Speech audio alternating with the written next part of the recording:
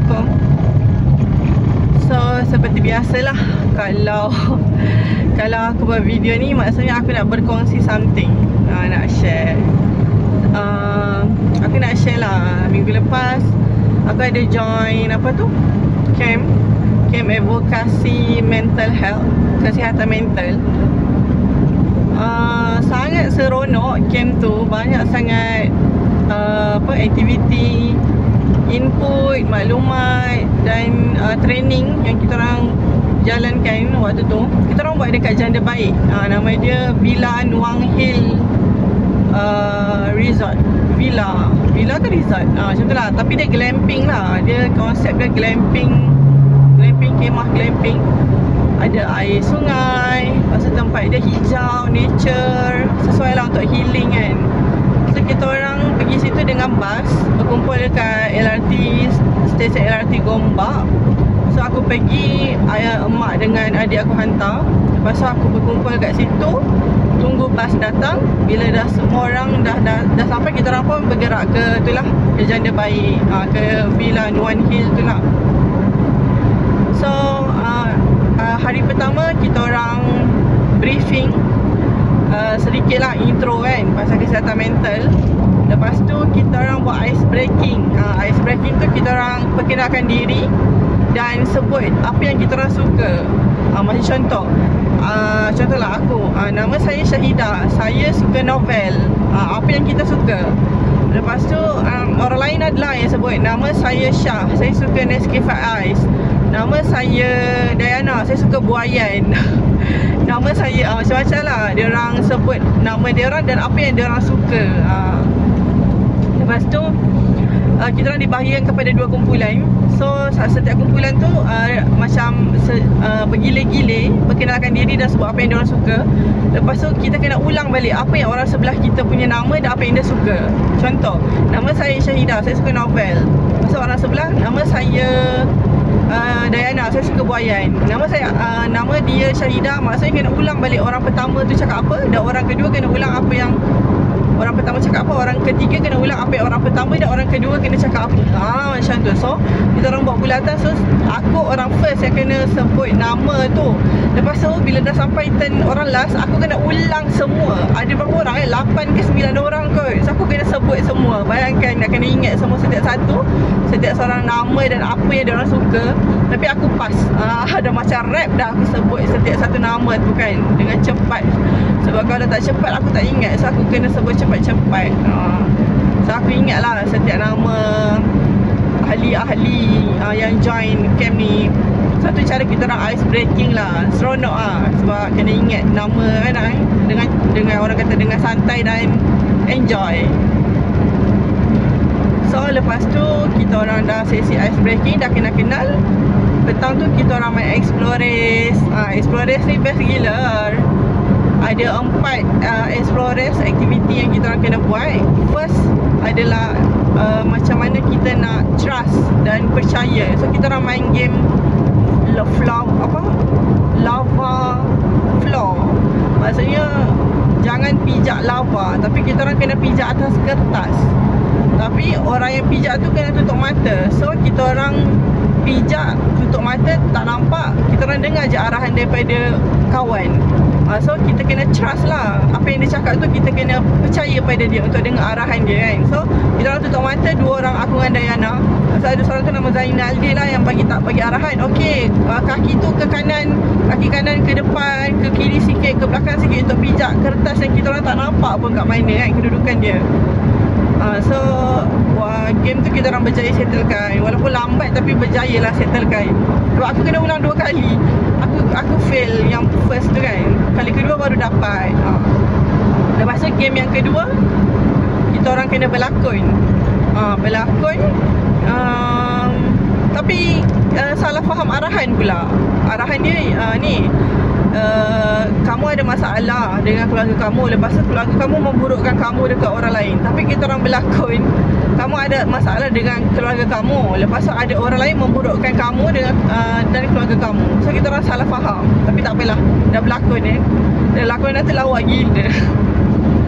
Okay, tu yang game yang kedua. Lepas tu game yang ketiga, kita orang kena dengar macam daripada jarak jauh.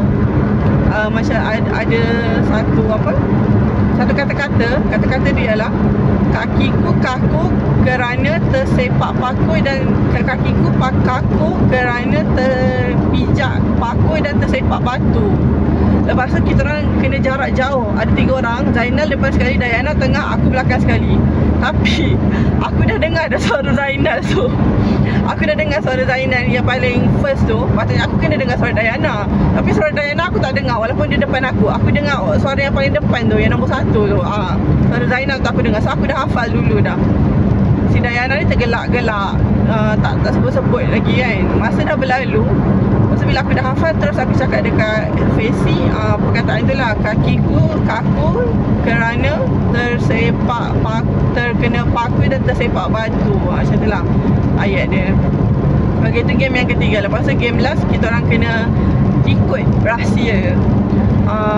Ikut rahsia ni, kumpulan kita orang paling pantas diikut dalam 4 minit je. Sebabnya aku dah tahu dah diikut rahsia tu daripada sekolah rendah lagi. Menarik lah, kita orang kena tahu huruf ni huruf apa berdasarkan kod yang diberi. So perkataan dia adalah positive thinking, schizophrenia dengan hoarding. Positive thinking tu kita fikir positif lah. Maksudnya kita optimistik, kita open minded, kita cuba cari jalan yang terbuka daripada masalah yang ada. So kita keep on positif lah. Lepas tu schizophrenia adalah salah satu sejenis penyakit yang ada delusi dan halusinasi. Iaitu dia nampak apa yang orang tak nampak dan dia dengar apa yang orang tak dengar. Dan dia percaya benda mengarut. Dan orang kata jangan percaya benda tu mengarut. Dia still nak kukuh terhadap kepercayaan dia tu. Tu schizophrenia lah. Dia ada 2 jenis, delusi dan halusinasi. So yang last sekali hoarding. Hoarding ni adalah orang yang menyimpan.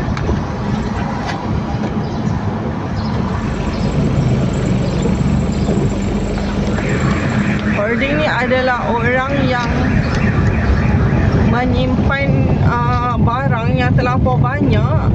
Sebab pada dia semua tu ada sentimental value. Ataupun dia orang ni tak reti nak minimizekan barang. So diorang keep on simpan benda-benda barang berkumpul banyak-banyak sampai jadi macam tak terurus lah. Rumah ke bilik ke penuh lah dengan barang. So tu hoarding lah, hoarding disorder. So itulah keempat-empat aktiviti yang kita orang buat pada hari pertama, iaitu explore. So lepas tu petang tu kita orang just santai-santai je, relax. Tapi ada ni, ada pengenalan lah terhadap keempat-empat aktiviti tu. Yang pertama kita kena percaya, trust. Yang kedua kita kena apa tanya lah, percaya, confidential, rahsia, integrity kot. Integrity. Lepas tu lagi satu apa tak?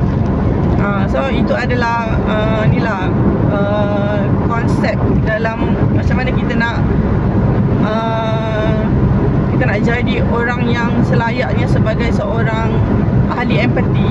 Macam mana kita nak bantu orang yang ada mental health awareness, mental health. So hari malam tu kita orang buat apa Kita orang main ni aku tak ingat. Kita orang main werewolf game.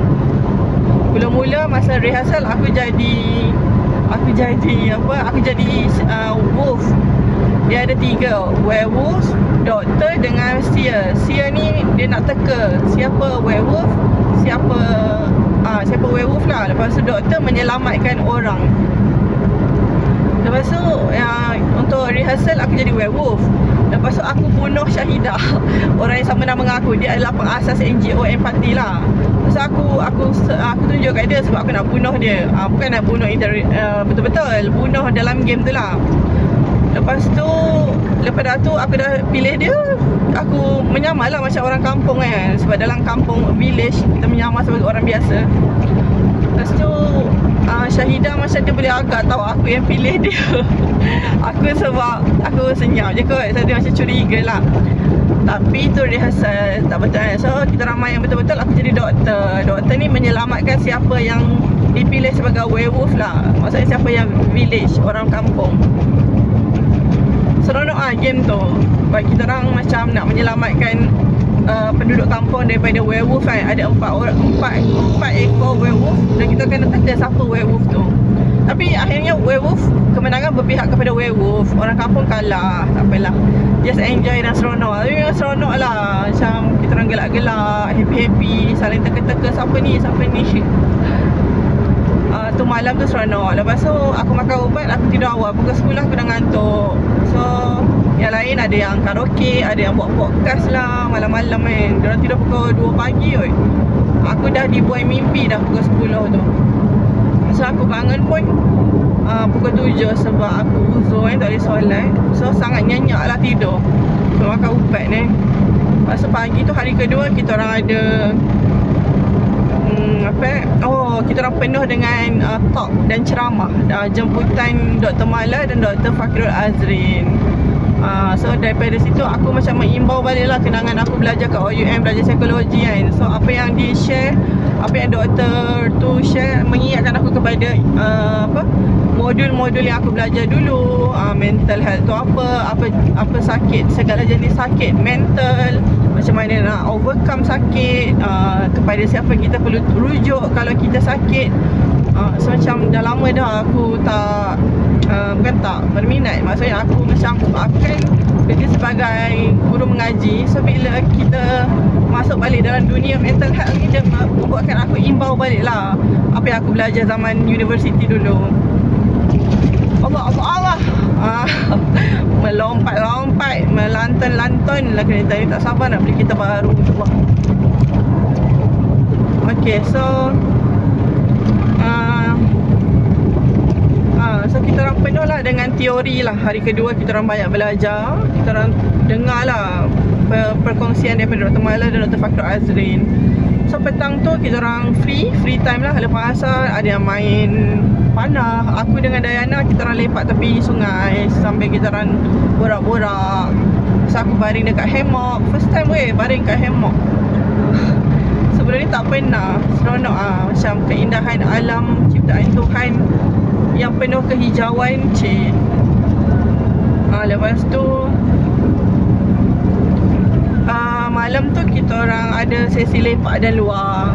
Lepak dan luar ni Syahidah sebagai NGO, sebagai pengasas NGO Empati, dia ceritalah macam mana cara-cara kita nak jadi moderator lepak dan luar. So malam tu ada yang berkongsi kisah masing-masing, ada yang macam diorang open up secara jujur lah kisah mereka kan, kisah yang diorang hadap struggle alone. Ada yang kisah pasal family masing-masing, ada cerita pasal penyakit diorang. So kita orang macam saling support each other lah. Lepas tu malam tu memang penuh dengan air mata. Kita orang saling berpelukan, saling support each other. Okay, so esoknya kita orang ada mini project. Mini project ni dibahagikan kepada 5 kumpulan. Kumpulan Lekiu, Jebat, Kasturi, Teja dan Tuah. Tapi malam tu Tuah, hari tu Tuah tak ada sebab Tuah ni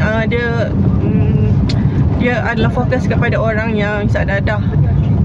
Macam Jebat kepada orang Jovana, Lekiu orang Belia aku tak ingat lah. Kalau Teja khas untuk wanita, kalau Kasturi mental illness. So aku pilih Teja, aku nak memperjuangkan hak wanita. So aku dapatlah kumpulan Teja 2. So waktu tu aku satu kumpulan dengan Kira dan Kak Lin. Kak Lin suggest kita buat lawatan ke penduduk orang asli, kampung orang asli. So kita orang pun bentangkan lah mini project tu kan. Tapi Syahidah NGO macam tak berapa setuju. Bukan tak setuju, maksudnya macam dia fikir agak, tak lah, adalah dia fikir benda lain. So kita orang pun macam tak apalah, kita dah bentangkan idea kita orang. Kalau diterima okey, kalau tak terima pun tak apa. So habis je projek, kita orang makan tengah hari. Lepas tu kita orang tangkap-tangkap gambar, dapat sijil, penyampaian sijil. Dan bas pun dah sampai. So kita orang pun pulang ke Gagang. Balik rumah lah masing-masing. So that's it. Aku cerita pengalaman aku pergi camp advokasi mental health. Sangat seronok. Dan aku rasa macam aku dah lama tak gelak ketawa macam tu. Especially Dayana, dia dengan aku berkepit je dengan aku. Dan aku rasa macam ada kawan lah. Walaupun aku kakak, Dan aku memang kakak yang baik.